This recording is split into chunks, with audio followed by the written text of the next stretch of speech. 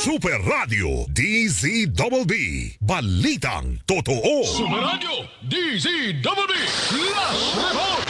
Pantay Kalsada. Mga kapuso, pag-iingat po muli ang panawagan natin sa bawat motorista, lalo't napakarami pong motorista ang nakatutok sa Super Radio DZBB.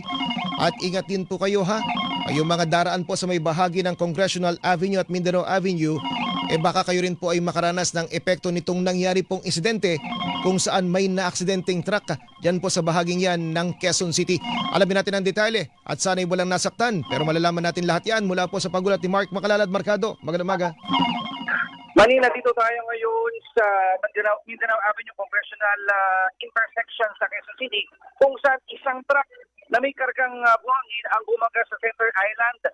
At ito ngayon ay nakakalat pa yung mga buhangin. Mabilis na lang, makasabit ko lang ang lead driver. Sir, ano pangalan natin? Sir Mark. Mga anong oras nito nangyari?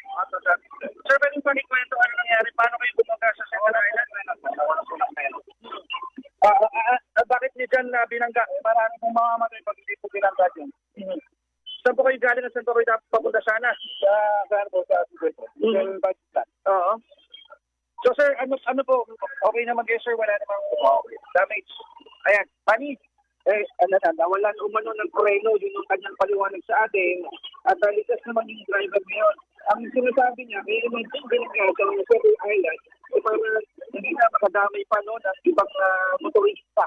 So, at kanina, meron din mga abalang kalsada ito at kanina may mga kasabayan yung mga motorsiklo kanina at iba pang mga sasakyan na nangyaring insidente. Pasado alas 2 ng madaling araw. Nangyari ito. So, ngayon hindi na rin yung mga tauhan ng City Police District.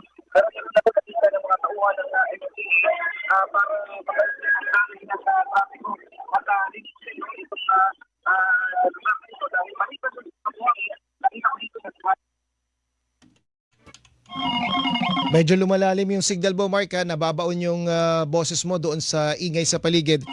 Pero sana lang wala masyadong epekto dyan po sa trapiko, yung insidente na yan. Okay ba si Mark? Alamin lang natin huli mula kay Marcado kung kumusta yung traffic dyan sa lugar. Apektado ba yung usad ng mga sasakyan sa pagitan na yan ng Mindanao Avenue at ng Congressional, Marcado? Mani, oo. Sa mga oras na ito, dahil nasa gitna itong truck na ito, na 10-wheeler ito, may kargang mga buhangin. Ngayon, nagtutulot din ito ng bahagyang pagbagal sa daloy ng trapiko.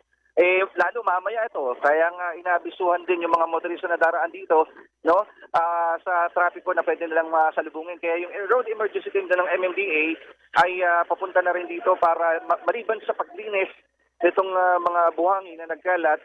Ito ring flashing operations na mangyari dahil nagkalat din dito yung mga diesel na tumagas dito sa may truck na ito na may karga nga na mga buhangin. Nandito na yung QCPD at MMDA para ayusin din yung daloy ng trapiko. So nakita ko dito at sa lakas ng impact basag yung harapang bahagi nitong truck at pumutok din yung kanyang gulong. Kaya kung ilalarawan ko ito, parang nakatagilid na.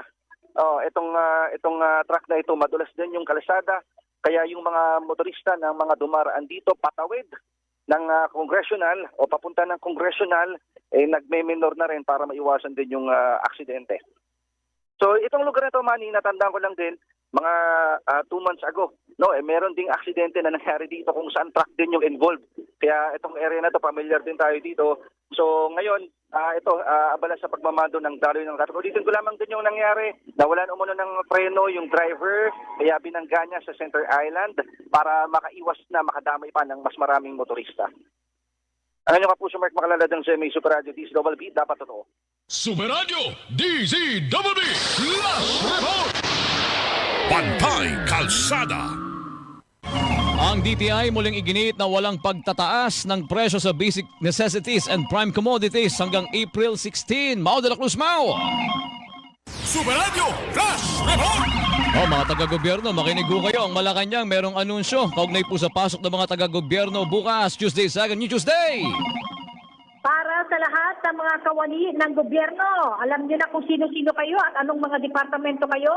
May anunsyo po ang Malacanang. Ka-anunsyo lamang po ni Palace Press Officer Undersecretary Attorney Clay Castro para bukas, araw ng Miyerkules, April 1, 2026. Alas 8 ng umaga hanggang alas 12 ng tanghali bukas, work from home. home ang lahat ng taga-gobyerno. Ulitin natin, 8 a.m. to 12 noon bukas, lahat ng mga kawani ng gobyerno work from home. Pagsapit ng alas 12:01 ng hapon onwards, wala na po kayong pasok. Uwi na kayo. Parang ano pala yan, halos whole day din sila na nasa bahay. Buong araw nasa bahay ka. Gano'n ang mangyayari. Oo, nun, may Mamo. work from home pa kayo. At tandaan ninyo, Oo may nga. work from home pa kayo ng umaga. Ayun. 8 a.m. to 12 noon. Hindi kasi, ano kasi yan, Glenn eh. Pag sa gobyerno, kailangan sila mag-submit ng report Oo nga. kung ano yung accomplishment nila sa oras na yun. O, may mga 12 noon, 8 a.m. to 12 noon. May Work mga- from home, mga taga-gobyerno. O syempre, hindi lang kasama dyan, Mamu, yung mga nasa mga frontline, ano, yung mga nagre-rescue, yan, yung mga ganyan, mga police, syempre, ibang usapan yan. Oo. Yan, ibang usapan yun. The usual na announcement natin pagka may mga ganyan, yung mga nasa frontline services, ay talagang may pasok po kayo. Ayan, Oo. ayan, At saka bali- oo. sa mga bibiyahe naman, inaasahan na natin na ang pagdagsa sa mga pantalan, Oo sa mga naman. terminal, Ayan, sa mga opo. expressway. Bawas traffic din simula yan. ng tanghali. Oo nga, ayan ang balitang Yan, sana tama. all. Pagkakataon na pong bumiyahe ng mga may plano. Ayan. Ayan, salamat, Mamu. Yan ang pagkakataon. Ako si Tuesday Tagunio ng GMA Super Radio DCWB. Dapat totoo. Super Radio Flash Report. Diskwento po para sa mga motorista. Magandang balita ito, Glenn. Aliaga Cabanatuan segment ng Central Luzon, Link Expressway o CLX toll-free. Hanggang Disyembre, ayon po yan sa Pangulong Bongbong Marcos. Mga detalye mula po kay Chino Gaston ng GMA News. Chino! Super Radio DZWB Flash Report. Flash report mula kay Nympha Ravelo, ang halaga po ng piso kontra dolyar, record low na naman. Nympha, magkano ang halaga ng piso kontra dolyar? Nympha? Wala pa si Nympha Ravelo. Sige. Super Radio DZWB Flash Report. Ito na ang detalye ng flash report ni Nympha Ravelo sa record low na naman na halaga po ng piso kontra sa dolyar. Nympha Ravelo, Nympha. Bumababang na muli ang halaga ng piso kontra sa malakas na dolyar. Nagsara ang palitan sa 60 pesos and 0.748 centavos, 60.748 ang palitan sa isang dolyar. Bagong all-time low ito mula sa palitan kahapon na nagsara sa 60.69 o 60 pesos and 69 centavos. Sinasabi ng mga ekonomista na bunsod ito ng pagtaas ng demand sa dolyar na gamit sa pagbili ng petroleum products sa world market. Kanina, sinabi ng Malacanang na ayaw ng Pangulo na mag-depreciate pa ang piso, pero yan naman ay bunsod ng nagpapatuloy na gulo sa gitnang silangan. Noong Enero, sinabi ni Palace Press Officer Undersecretary Claire Castro na gustong iwasan ng Pangulo na umabot sa 60 pesos kada isang dolyar ang palitan dahil magpapalaki yan sa utang ng bansa. Nasa 30% ng mga pagkakautang ng bansa ang nasa foreign currency. Ako si Nympha Ravelo ng GMA Super Radio DZWB. Dapat totoo. Super Radio DZWB Flash Report. Super Radio DZWB Flash Report. Isang gasoline station supervisor na nakapagnakaw ng 57 million pesos. Nakita ng gasolinahan, arrest. Etado ka pala ng mga tauhan ng Manila Police District. Balitang tinutok ka rito, Dayo. Go, go! Arestado ng mga tauhan ng Manila Police District sa bisa ng warrant of arrest para sa 60 bilang ng kasong qualified theft ang isang dating gasoline station supervisor matapos umanong magnakaw ng 57 million pesos na kita ng gasolinahan. Sa reklamo ng HR officer ng isang manpower agency para sa gasolinahan sa Taft Avenue, Manila, nadiskubre ang umano'y pagnanakaw ng suspect noong Marso ng 2024. Ito ay matapos makita ng accountant at auditor ng gasolinahan na may discrepancies sa mga isinusumiting reports ng suspect sa opisina. Nagsagawa ng pagrebisa at paghalungkat ng record sa mga opisyal ng gasolinahan at doon nakita na sa loob ng isang taong panahon o mula Marso ng 2024 hanggang 2025 ay umaabot sa 57 milyong piso ang nakulimbat umano nito sa kita ng kumpanya.